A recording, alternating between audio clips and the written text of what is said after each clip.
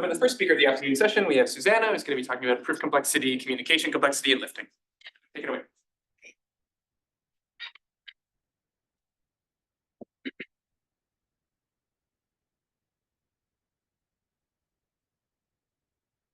Okay, so yeah, thank you for the invitation for giving this talk. Please, yeah, feel free to ask questions, tell me about bugs. I think there are probably a few things that you'll find are wrong, so please let me know. And yeah, and also missing references or whatever. Okay, so first I'd like to start with the view of proof complexity as games. So stealing Pavel Pluvak's title from one of his papers, proofs as games.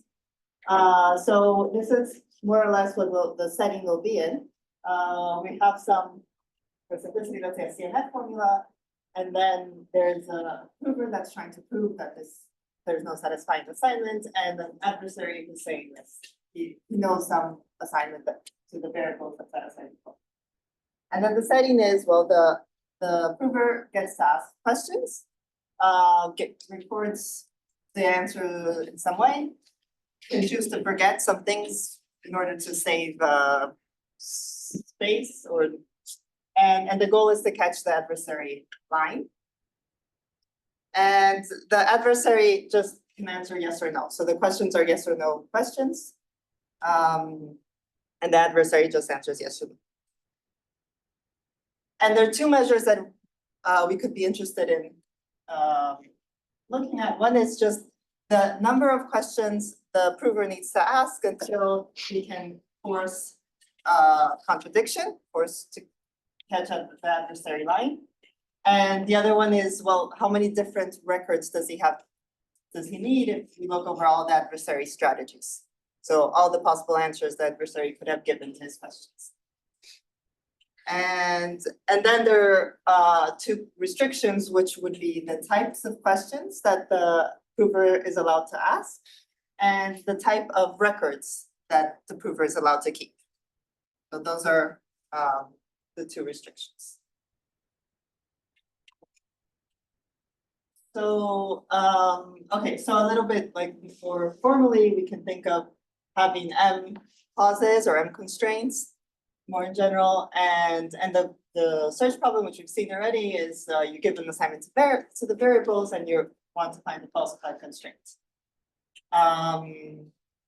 Okay, and for resolution, like the questions you're allowed to ask are just variables, and the records, what the prover is allowed to remember is just a conjunction of them. So I think you've probably seen this before, but just to like go a little bit slowly. So okay, so we know that for tree-like resolution, we can think of this prover-adversary game as simply a decision tree. So we're asking about variables. We consider the options being true or false, and we have this relation that there is a size S step D tree-like resolution refutation for F, if and only if there is a size S step D decision tree for the search problem. And the proof is, yeah, it's very simple. I won't go through, but the idea is simply the variable resolved is the variable queried. And we keep this invariance that the assignment we have so far always falsifies the corresponding clause.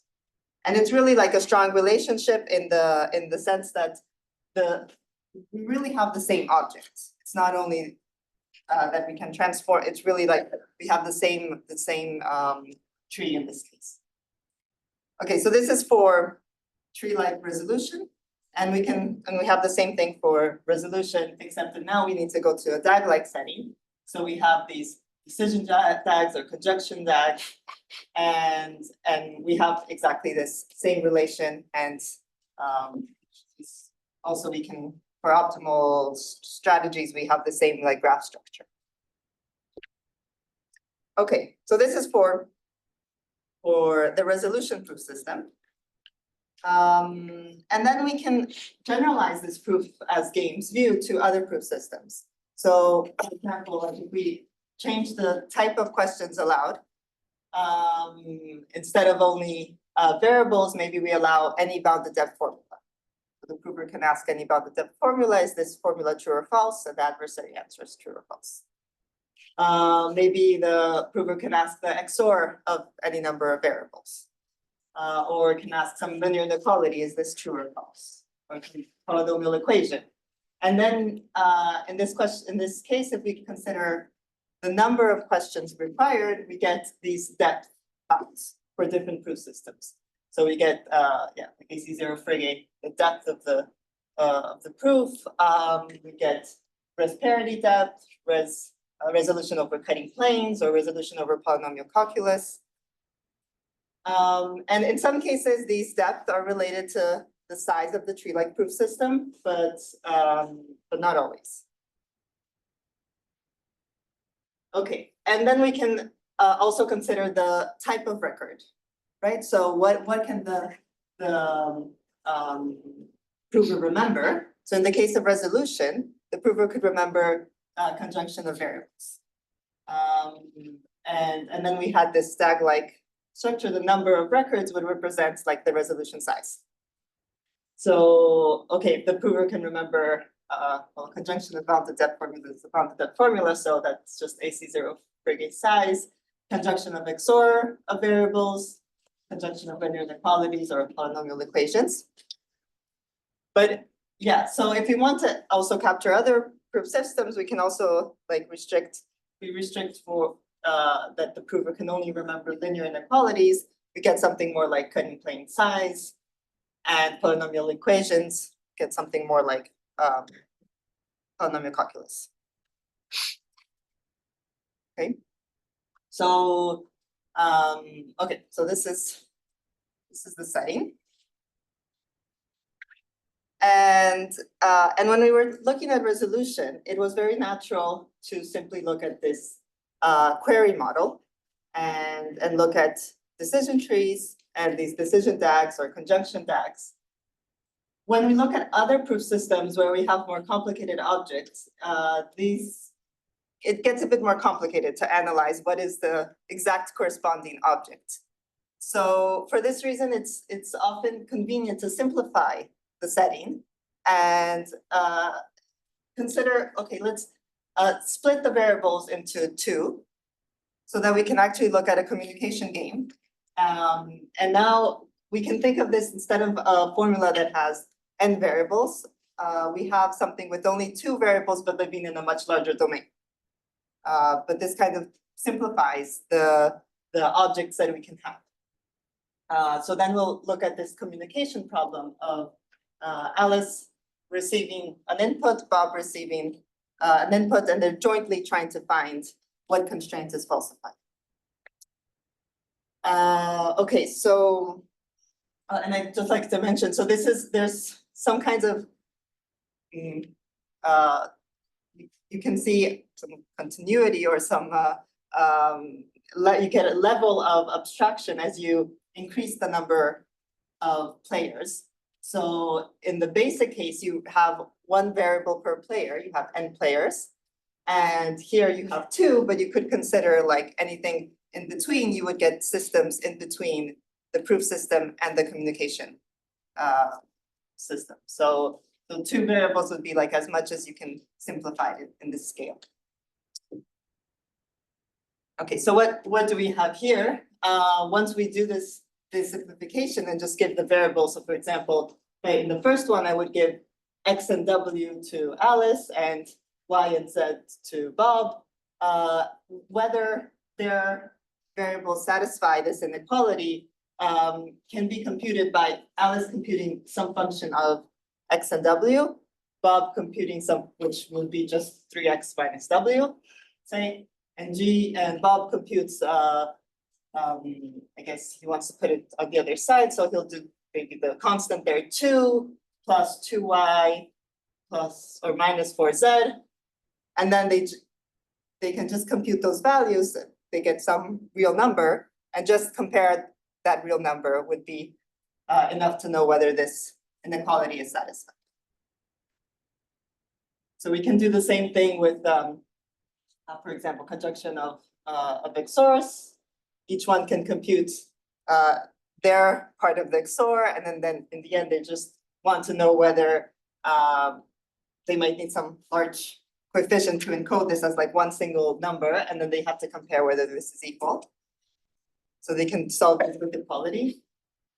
And for like if you have polynomial equations, you can do something similar where they'll also compute their part, like for each monomial, they have the part of the monomial they know, and then they're trying to compute whether some inner product equals 0 or not. And in some cases, I think at least over finite fields, I think you can also just do equality there. Not sure if you could do it in general, but. Sorry, so you say that in finite field, it's boils down to the second? Yeah, so I was thinking about this when I was preparing this this morning. So I think for finite fields, you can do, since you could do a few, like a short communication protocol to equality. But I'm not sure whether you could do this over. Mechanics. Yeah, but over the reals, I don't know if you could just boil it down to equality or not. Like, not sure.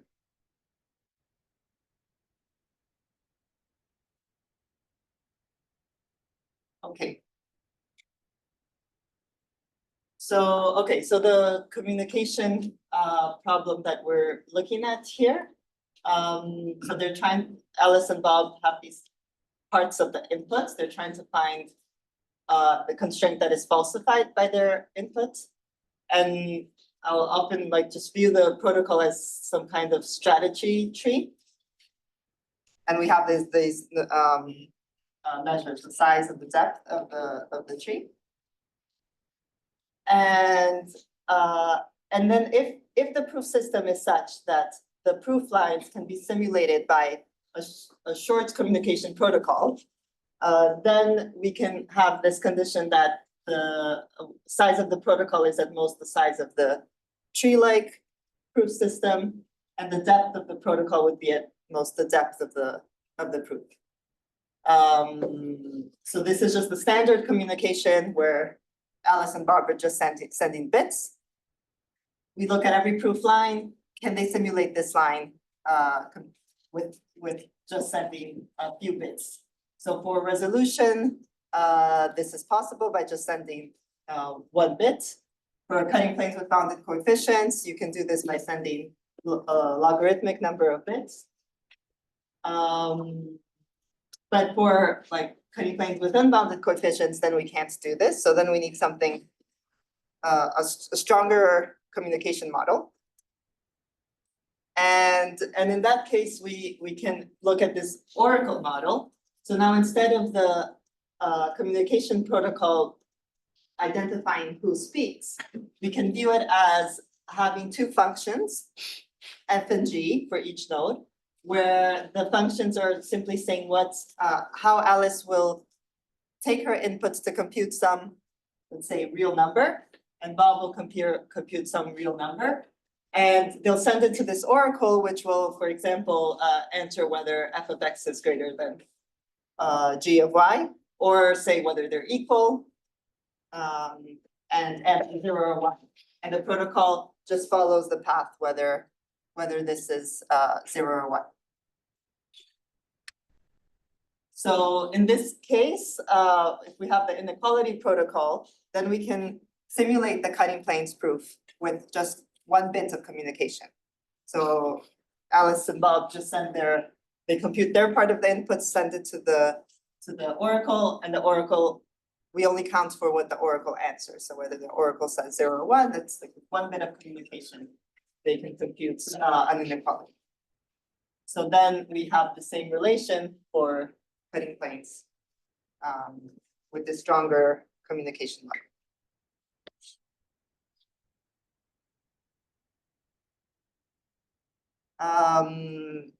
Okay, but that was for tree-like. And then we can also consider these DAG-like protocols, where now it starts losing a little bit of the real, like this communication aspect of it. You can think of merging communication paths, or simply that you can locally check whether inputs are compatible in a node. So here, like we want that for every node, Alice and Bob can compute the corresponding functions, send it to the oracle, and the oracle will say whether that node is feasible for their input or not. So it's a local computation.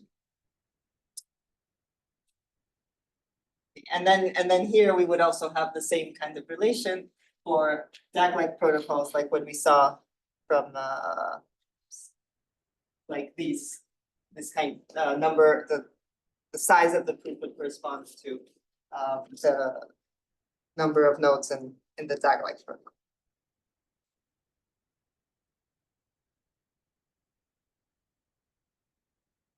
Okay, so now the problem of showing proof complexity lower bounds can be translated into showing these communication lower bounds for these search problems.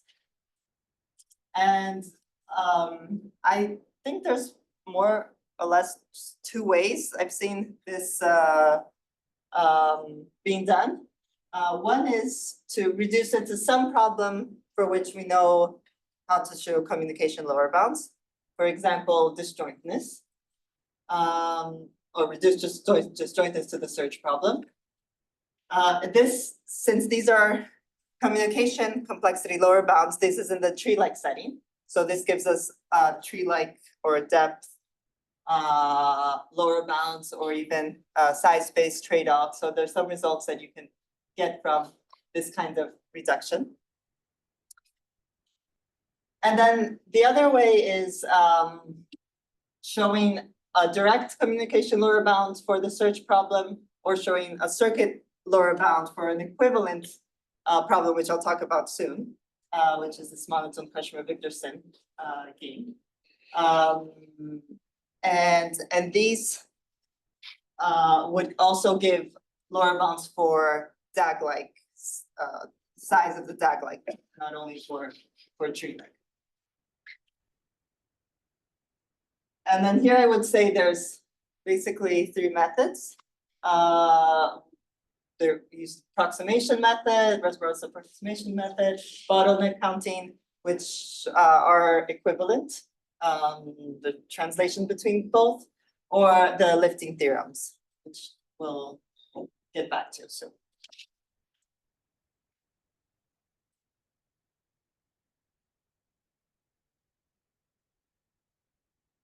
Okay, so a little bit of a digression in order to get back to the circuit part. So these Krushmer-Wigderson games, which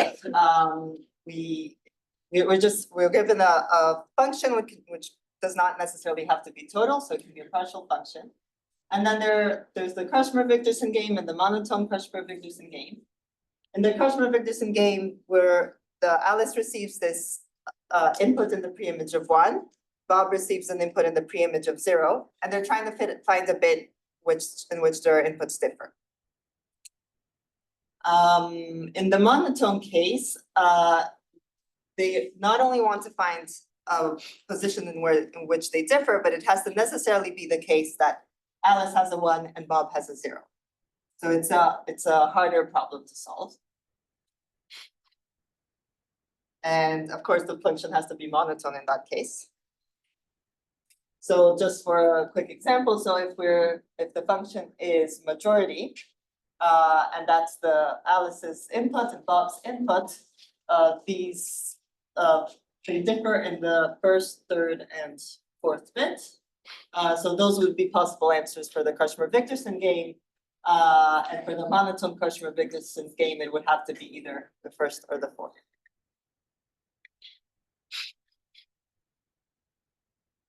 And then what Krushmer-Wigderson showed, well, they showed it for depth, but it holds also for size. That's the communication complexity of the Krushmer-Wigderson game corresponds to the circuit size of the function.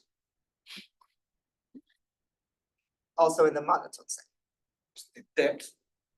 Yeah, so they showed it for depth, but there's also the correspondence also holds for size.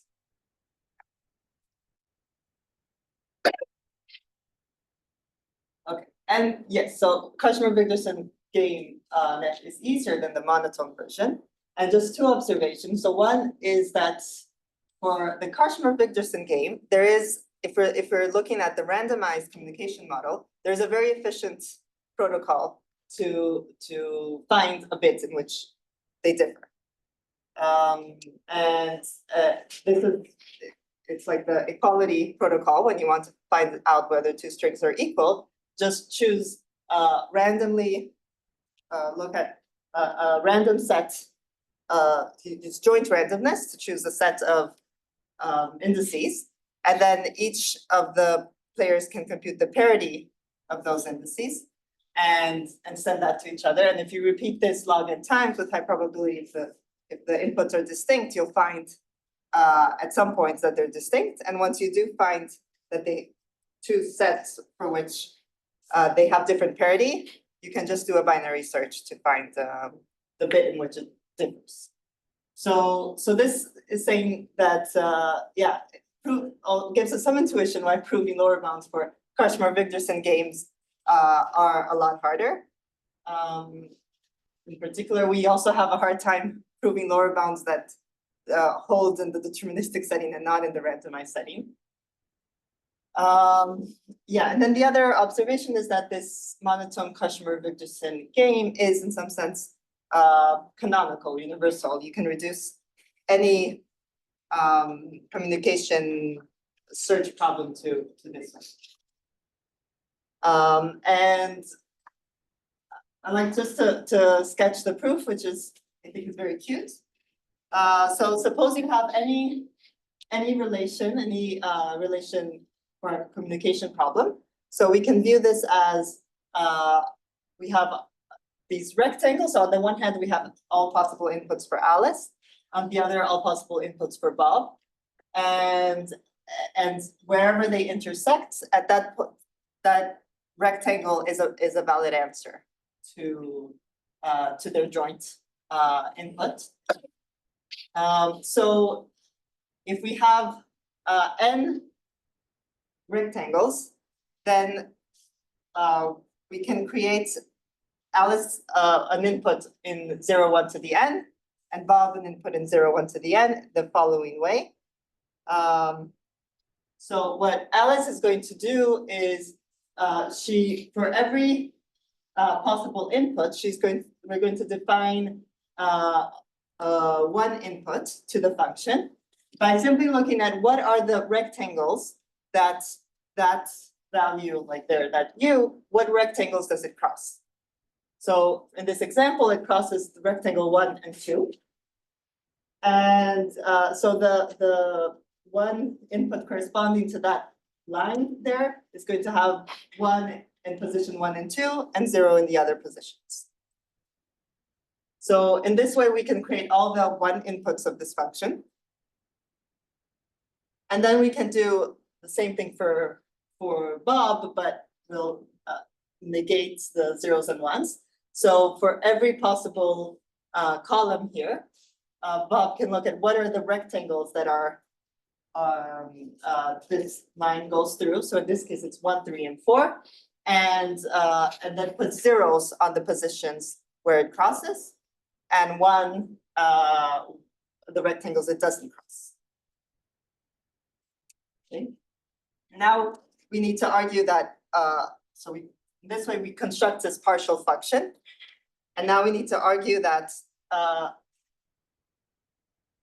point where the rectangle, where the lines intersect, the rectangle in which they live in, that corresponds to the bit in which Alice has a 1 and Bob has a 0. So, and this is just, by the definition of when the points where Alice goes through is exactly where she has a 1. So those are the rectangles she goes through. And Bob has 0s on the rectangles that he's passing through. So the point where they intersect, it must be a rectangle where Alice has a 1 and Bob has a 0. So this also shows that if we can prove a lower bound for any kind of relation, we'll be showing the lower bound. Any kind of relation of this type, we'll be showing the lower bound for monotone Kashmir-Wigderson of some function.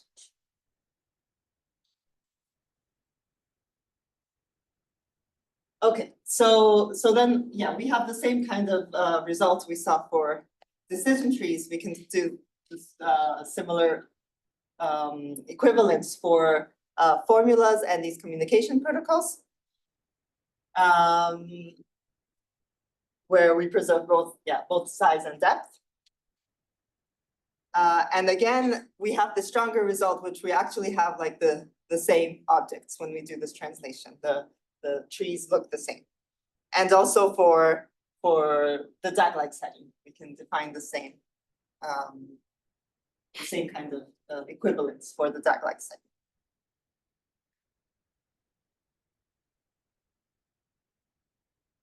And now,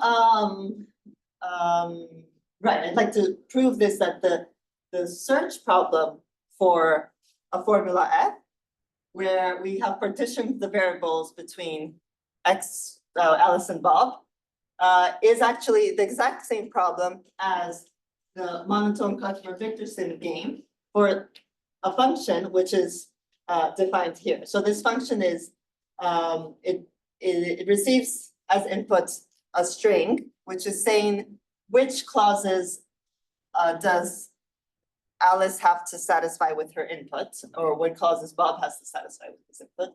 So here, for all bits for which this set variable is 0, then the function will be 1 if the Alice's part of the clause is satisfiable. So and then if we look at Bob's side, we look at all the positions where the Z input is 1, and if his part of the clause is satisfied on those positions, then this function is 0. So if the formula is unsatisfiable, then for every Z, at least one of these two has to be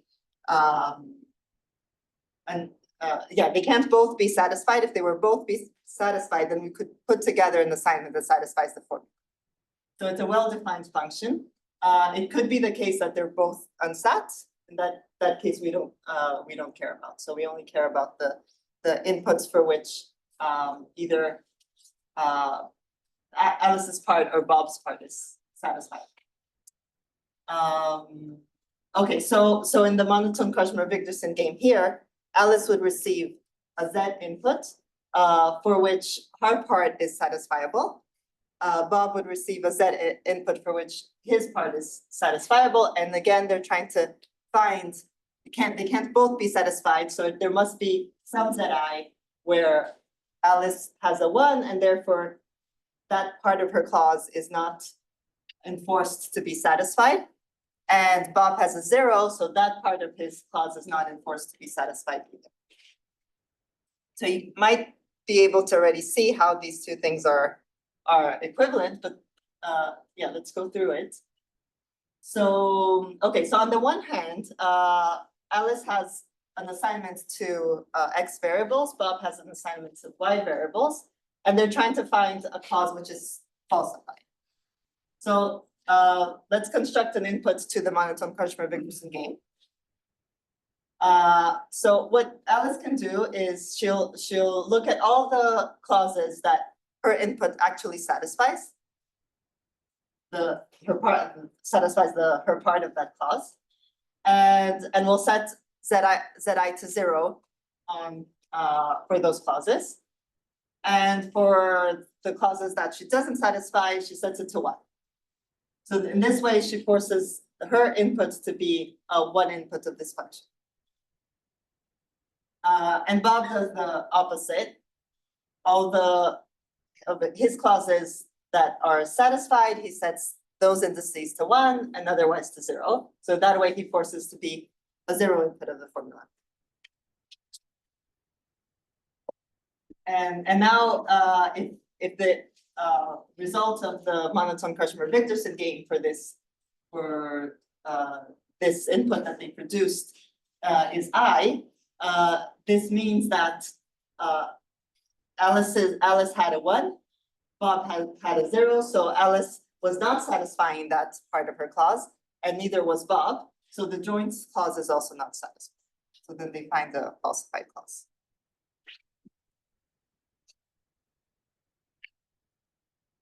And then the other direction is quite similar, because if Alice has an input for which is a 1 input of the function, she can just construct some x that satisfies the clauses that she has to satisfy, and Bob does the same. And now, if they find an I which is falsified, they know that that could not have been the set of clauses that they had to satisfy. So Zi had to be 1 for Alice, and Zi had to be 0 for Bob. So these are really the same problem. So we can prove lower bounds for either, and they just translate into the proof complexity or to the circuit complexity. Okay, so here, this is a classical example. So we have, on the one hand, we have the click coloring function, which receives as input a graph, outputs 1 if it has a k-clique, 0 if it's k-1 colorable.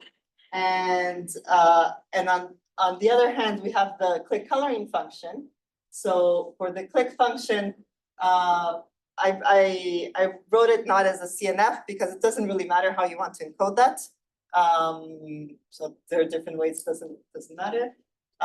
So what it says is that the x variables are supposed to encode click, so there should be k variables that are set to 1.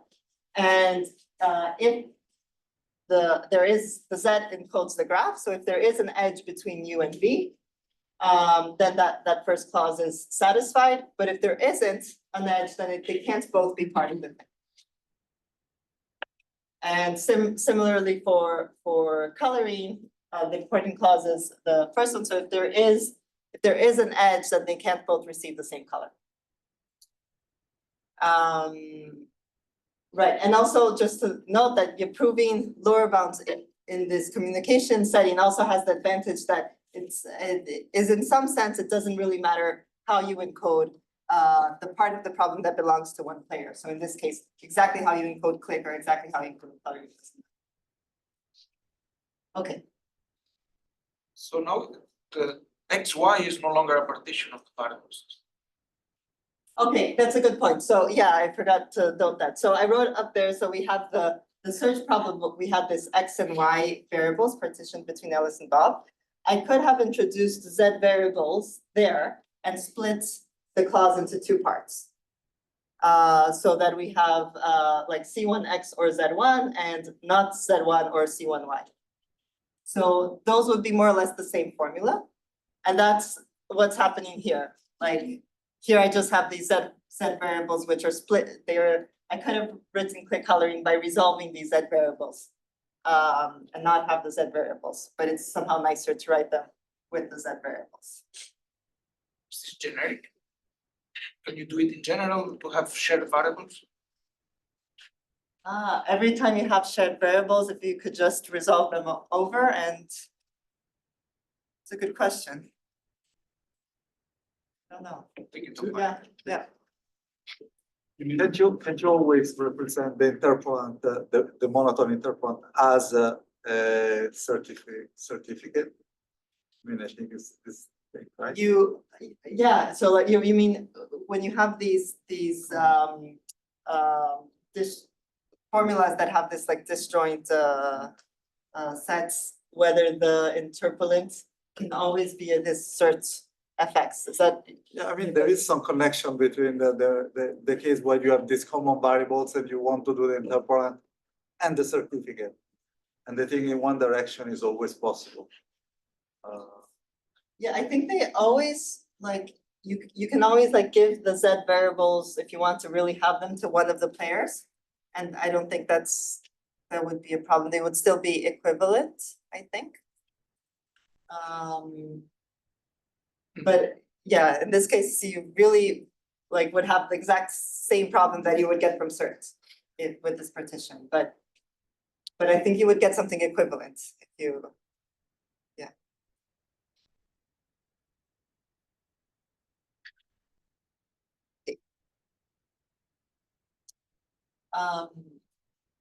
Okay, so feasible interpolation, which was introduced, I guess, in the 90s in proof complexity, was to get these lower bounds for proof complexity from circuit complexity, which we can view as getting a lower bound for the monotone Krushmer-Wigderson gain. And here, these are like the methods I was talking about, which have been used to show lower bounds. So I would say like the approximation method and the bottleneck counting, they are in some sense like specialized for the problem. You defined what is your approximator, or what is how the defenses in your bottleneck counting. And the DAG-like, I would say, is somewhat more of a like generalized method, which they each have their advantages and disadvantages. In my view, like the generalized method, it's nice, like it's black box. The main argument is done once, and then you just apply it. You're not reproving parts of the argument. But I think in some cases, perhaps you can get better lower bounds by using a specialized method, and maybe there are bounds that you cannot get through a more generalized method. Although I think these would be interesting to understand, like what are the lower bounds you can get from each technique. And they have a lot in common. They're both have a part of the argument where you map inputs to nodes, and you make sure that you don't map too many inputs to any single node, and that once you remove these inputs that you map, which are sometimes like the errors of the gates, or then whatever you're left with is simple. You can approximate it by something simple. It has a simple rectangle structure, so they have a very similar flavor on how these lower bounds are shown. Okay, so just to talk a little bit more about this lifting theorem. So in the lifting theorem, we have what we call a gadget, which for this talk, I'll just talk about the indexing gadget, which is Alice has some inputs, some pointer living in between 1 and m, and Bob has a string of 0, 1 to the m. And the indexing gadget is simply defined as you look at the x bit of Bob's input. And this is somehow like a universal gadget, because other gadgets you can, with a bit of a blow up on the size, you can always encode as indexing. So somehow it's like hardest gadgets, and therefore it's easier to prove lower bounds using this gadget. So this is the like general tree-like lifting theorem, which says that if you have a depth D decision tree lower bound for a search problem, some formula F, then you have a size n to the D communication protocol lower bound for the monotone KW gain of this cert function. So you're lifting just a depth decision tree lower bound to a communication size lower bound. And then there's the DAG-like version of this, where now you look at the width of the decision DAG, which corresponds to the width of the resolution reputation. And proving a width lower bound gives you a size lower bound for the DAG, rectangle DAG protocol, for also the same monotone Krushmer-Wigderson game. So I'd like to show one application of this, which is how resolution with lower bounds for pigeonhole principle would give click coloring lower bounds for monotone circuits. Okay, so here are some of the lower bounds for monotone circuits. So Rosborov showed the n to the k lower bound. For, k up to log n, which was then generalized, strengthened to n to the square root k for k n to the 2/3 by Oberwolfach. There was a more recent work where they showed at n to the k lower bound, but for k up to n to the 1/3.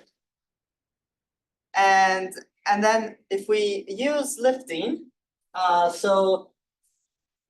this is using slight generalization of the lifting with sunflowers. Then you can even get a better lower bound than what was known before. So you can get n to the k lower bound for k almost up to square root n. Okay, so this is the lifting with sunflowers. You can use smaller gadgets, and you have to generalize it a little bit to actually get up to almost square root n.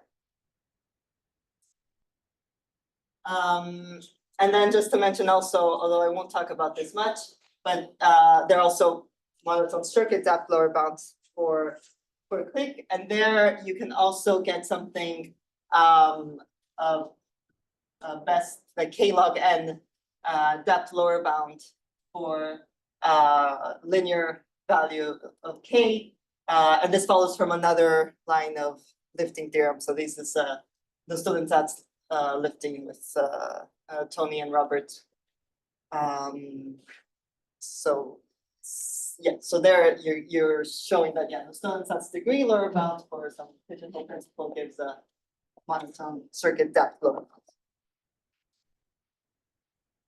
Okay, so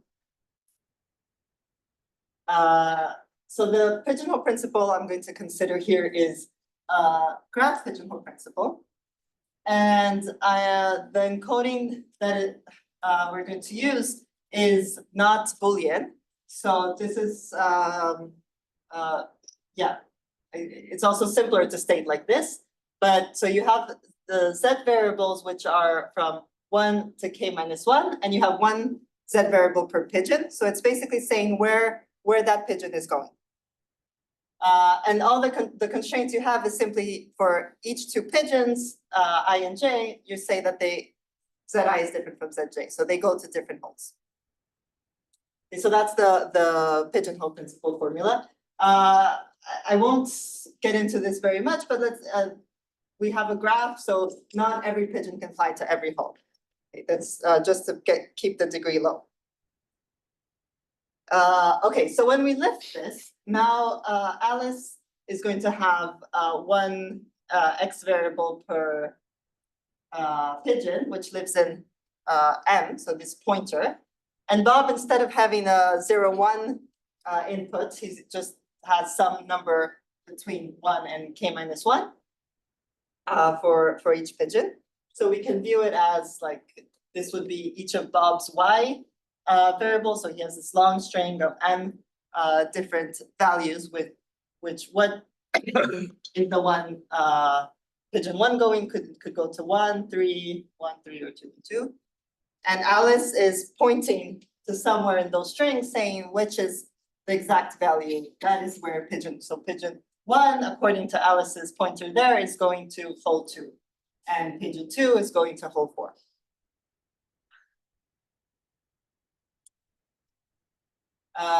Okay, so that's the lifted problem. And now we want to reduce it to the clique coloring problem.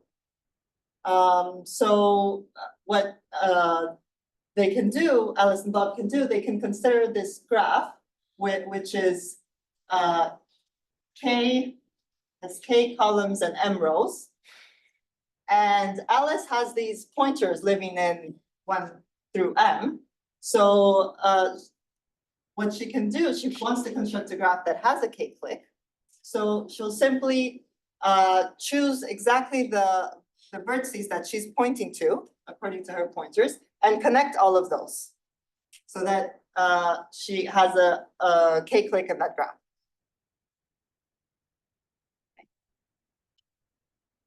And Bob, he just has these colorful strings here. So that defines a coloring of the same graph with k minus 1 colors. So he can just add edges between vertices that have different colors. So he has a k-1 colorable graph.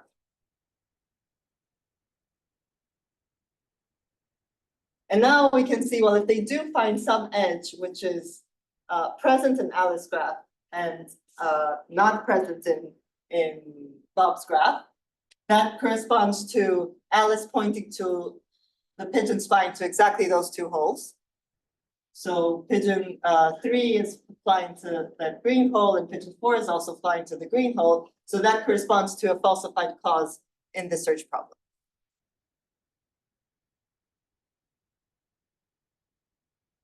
So that's how the lifting theorem actually gives you a clique coloring lower bound.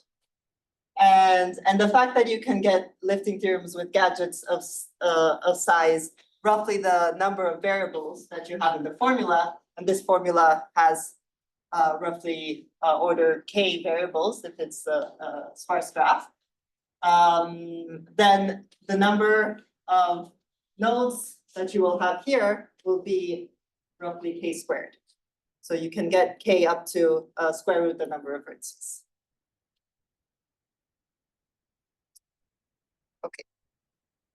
So yeah, just to mention some results from lifting. So there's so these are just to mention some. So you can have you can show optimal like 2 to the n lower bounds on size of monotone formulas, computing some function in a P, and a near optimal for functions in monotone P. There you can get separations between bounded depth monotone circuits. Also show that there are formulas that can be computed in NC2, but cannot be computed with small monotone circuits. Yeah, the lower bounds for cutting planes and monotone circuits from resolution. Cutting planes, lower bounds for random log n CNF using something, it's not exactly a lifting theorem, but it's proving similar style lower bounds. Yeah, size space trade-offs and also like even problems in combinatorics. Okay, so finally just end with some open problems. So, okay, so in proof complexity, yeah, we know this proving super polynomial lower bounds for res parity and tree-like cutting planes. And this would be a consequence of having the lifting with this equality oracle. But it wouldn't only imply lower bounds for res parity, but I think also for res PC with if we're over finite fields. For bounded with resolution over cutting planes. So it feels like one of the reasons it could be very hard to prove this lifting theorem is not only because it's hard to prove res parity lower bounds, but because it actually would prove much more than that. Then, yeah, also in circuit complexity, some lower bounds that are known from the monotone setting can be proven via lifting, but others we don't know. Can we actually understand why proving certain lower bounds are hard if we can't prove them? Either prove them or understand why they're hard. Yeah, and also, yeah, this question of just understanding, what are the monotone or not circuit lower bounds, can they be seen in a natural way as these lower bounds for Krushmer-Wigderson? We know that there is this exact relation, but whether part of understanding this would be have like natural translations between them. And I some time ago was looking at Krushmer's thesis from '89, and I saw an open problem there, which I don't know if it's solved. Maybe that's also for the questions, which was we know that we can solve. There are bounded depth circuits of depth log n that can solve majority, but we don't know of a natural communication protocol solving the Krushmer-Wigderson game. in the monotone Karshmer-Victorson game. So, yeah, it's a very simple problem to state. We know there exists one. Can we actually, describe one? I don't know if that's known. Also, this idea that sometimes, we have a hard time proving lower bounds that don't apply in the randomized setting. And for example, when we're looking at problems like k-clique, when we sample a concrete graph and we want to prove a lower bound for determining that, for proving that that graph does not contain a k-clique. There are, depending on how you split the variables, but there's a randomized communication upper bound. So that makes it harder to obtain, at least intuitively obtain a lower bound for proof complexity, because we would need something that separates randomized and deterministic. So I think this is also, interesting problem.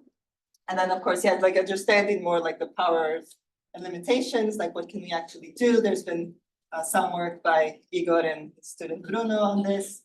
And as Robert has talked already and others about this TF&P, but there are other potential lifting theorems that one could prove relating the query and the communication models, and be able to obtain lower bounds for communication versions of these problems where we only know lower bounds for the query models, query classes of TF. Okay, that's it. Thank you.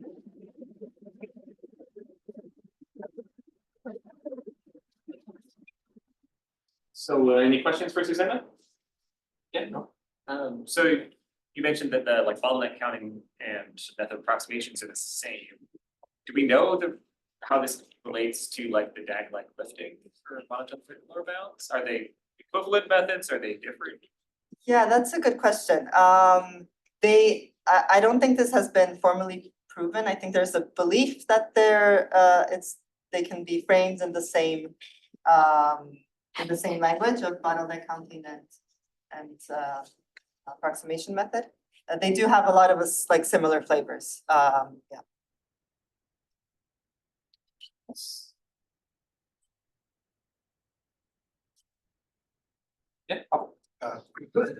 Probably missed something. So second point, you said you can reduce this inner product of finite fields to equality. Found that very possible. Oh, okay, I'm not sure actually. I thought. Lecture is very short because like inner product is much harder problem communication wise than quality. Okay, so maybe it's not. Randomized. Maybe it's not possible. I was thinking that you could do like if you're over F2. Even over F2, I Even over think. F2. Unique disjunctness is hard, like distinguishes whether in a product is 0 or 1. It's hard to process.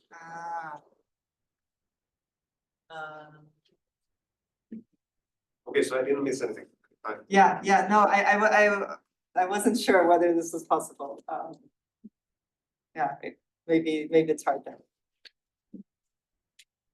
So what is the conclusion, that the inner product is easier? No, that is a product. It's much harder than quality. So,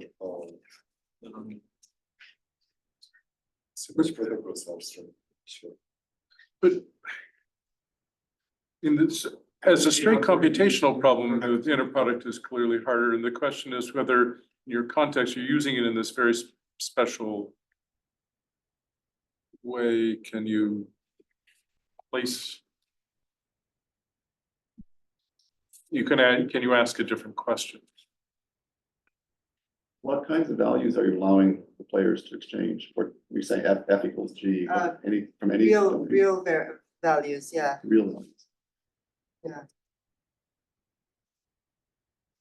For real values, could you like arbitrary precision real values? Yeah, that's the. Because you could, so then you could potentially stretch things out into very big numbers and then do it that way. No, you are sending these numbers to a referee. Yeah, you Yeah. only get And you are not allowed to cheat like that. Yeah, you only get the result of the comparison. of You don't the actually get the code. numbers.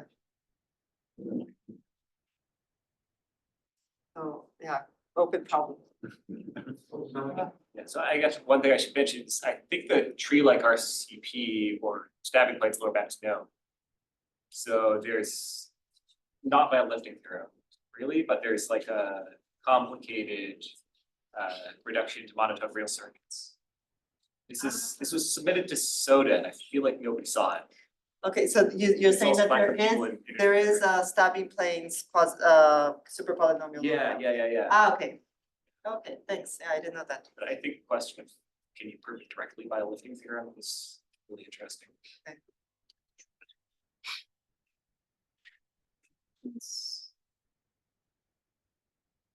And let's thank Susanna again.